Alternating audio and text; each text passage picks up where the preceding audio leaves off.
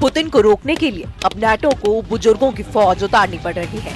ये है पूर्वी यूरोप में रोमानिया और यहाँ प्राहोवा की एक फायरिंग रेंज में पुतिन को रोकने की तैयारी चल रही है। एक एक सैनिक को गौर से देखिए। नाटो की दीवार बनने के लिए रोमानिया में अब बूढ़ों को उतार दिया गया है। पुतिन के युद्ध को काबू में करने के लिए रोमानिया की फौज हैरान कर रही है। पुतिन की सेना को रोकने वालों में ये है 55 साल के होरिया एक व्यापारी हैं।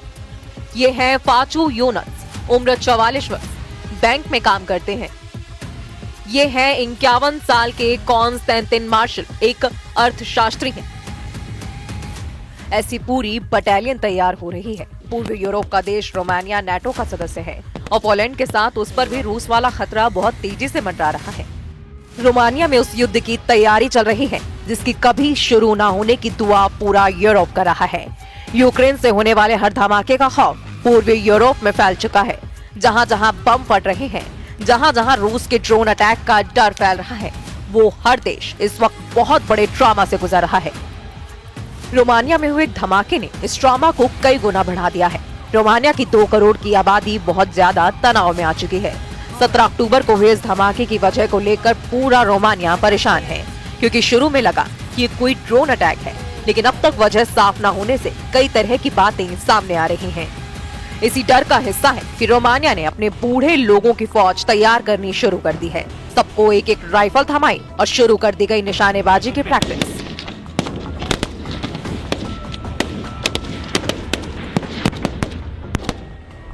रोमानिया ने 2007 में सैन्य सर्विस अनिवार्य करने वाला सिस्टम 2007 में खत्म कर दिया था, लेकिन 18 साल के बाद अब पुतिन के गुस्से ने पूरे यूरोप का ब्लड प्रेशर संकट में पहुंचा दिया है।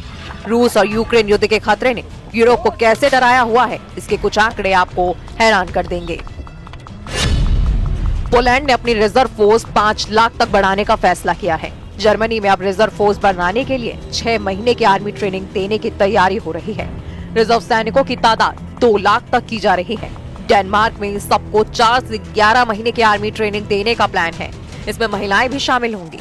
फिनलैंड में 9 लाख रिजर्व फोर्स है और ये यूरोप में सबसे तेजी से युद्ध की तैयारी करने के लिए जाना जाता है।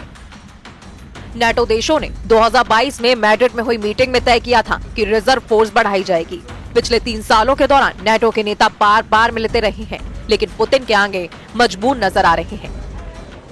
पुतिन के खतरनाक हमलों ने इस मजबूरी को कई गुना बढ़ा दिया है। जमीन से आसमान तक नाटो ने अब पुतिन को रोकने के लिए एड़ी चोटी का जोर लगाना शुरू कर दिया है।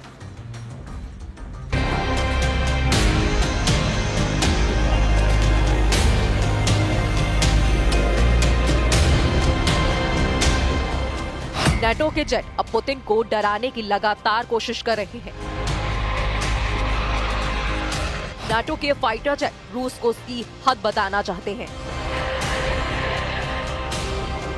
ये फाइटर जेट दावा कर रहे हैं कि नाटो के आसमान में पुतिन की घुसपैठ का मतलब होगा तीसरा विश्व युद्ध। नाटो सोच रहा है कि पुतिन घबरा जाएंगे। नाटो के दिल दिमाग पर सिर्फ और सिर्फ पुतिन को बैकफुट पर रखने का जुनून सवार है। लेकिन क्या इन पैतरों से यूरोप की सरहद से दूर रहेंगे पुतिन? क्योंकि रूस के बॉर्डर पर गूंज रही नाटो के विमानों की गड़गड़ाहट अब मॉस्को तक गूंज रही है। नाटो की एयरफोर्स बता रही है कि वो पुतिन की चौखट पर पहुंच चुकी है और अब रूस की है नहीं। लेकिन डोनाल्ड ट्रंप के रूखे रवैये ने जेलेंस्की के साथ साथ नाटो के भी होश उड़ा दिए हैं। व्हाइट हाउस में जेलेंस्की से मिलने के बाद ट्रंप ने एक तरह से कह दिया है कि पुतिन को रोकना अब उनके बस की बात नहीं है। President Zelensky, as you know today, we had a very good meeting, very cordial meeting. In my opinion, they should stop the war immediately. You go by the battle line wherever it is, otherwise it's too complicated. You'll never be able to figure it out. You stop at the battle line and both sides should go home, go to their families, stop the killing, and that should be it. Stop right now at the battle line. I told that to President Zelensky. I told it to President Putin. Thank you very much. NATO ने Putin को डराने के लिए आक्रामक patrolling वाली उड़ान शुरू कर दी है और रूस के बॉर्डर के करीब घंटों उड़ान भरी जा रही है। आर्कटिक महासागर की तरफ से दक्षिण की तरफ बाल्टिक सागर और यूक्रेन की आखिरी सरहद तक विमानों से रूस को चैलेंज किया जा रहा है। ऐसे ही एक मिशन में 12 घंटे तक नाटो के विमानों ने रूस की जंग की तैयारियों की टोहली है। 12 घंटे तक नाटो के विमानों ने रूस के बॉर्डर की तरफ हर मोर्चे को स्कैन किया। 12 घंटे तक नाटो की एयरफोर्स इतनी ज्यादा एक्टिव रही जितना पिछले 3.5 साल के यूक्रेन युद्ध के दौरान वो पूरी पिक्चर से गायब थी। पुतिन के बॉर्डर के पास नाटो की वायुसेना का जुटना बड़ा मैसेज है। डोनाल्ड ट्रंप और उनके नाटो गुट के लीडर पुतिन को बताना चाहते हैं कि वो युद्ध के लिए तैयार हैं। लेकिन ऐसी टक्कर का नतीजा सिर्फ और सिर्फ रूस बनाम नाटो का युद्ध नहीं होगा, ये पूरी तरह से वर्ल्ड वॉर भड़काने वाला कदम है जिसे पुतिन माफ नहीं करेंगे। इस बात की गारंटी रूस बार बार यूरोप को दे रहा है।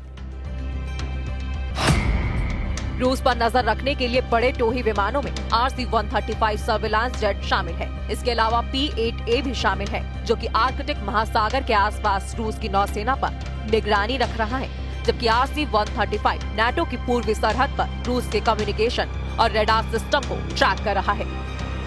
इन विमानों को एयर कवर देने के लिए नाटो के फाइटर जेट भी लगातार आसमान में मौजूद रहते हैं। ये वही लॉन्ग रेंज तक उड़ान भरते रहें और बिना उतरे हुए अपने मिशन को अंजाम दें। इसके लिए नाटो के टैंकर विमान भी लगातार यूरोप का चक्कर लगाते रहते हैं। इसमें कोई शक नहीं कि पुतिन की सेना ने 3.5 साल के युद्ध में सबसे खतरनाक अटैक की तैयारी शुरू कर दी है। रूस इस बार यूक्रेन पर नहीं बल्कि नाटो पर सबसे बड़े हमले के लिए खुद को आजमा रहा है, क्योंकि अमेरिका और नाटो ने भी रूस को दबाने में कोई कसर बाकी नहीं रखी है। ये मान लीजिए कि अक्टूबर की शुरुआत में पुतिन ने यूरोप पर जो हल्ला बोला है उसकी गूंज अब नवंबर में सुनाई देगी। तस्वीरों में चाहे पुतिन का गुस्सा नजर न आए, लेकिन यूरोप का एयर डिफेंस इस वक्त पुतिन की खतरनाक नीयत के आगे फेल साबित हो रहा है। इसलिए अक्टूबर का महीना यूक्रेन और रूस के बीच नहीं बल्कि पुतिन और नाटो के बीच तनाव बढ़ा रहा है। इस महीने के आने वाले दिन बहुत अहम होने वाले हैं।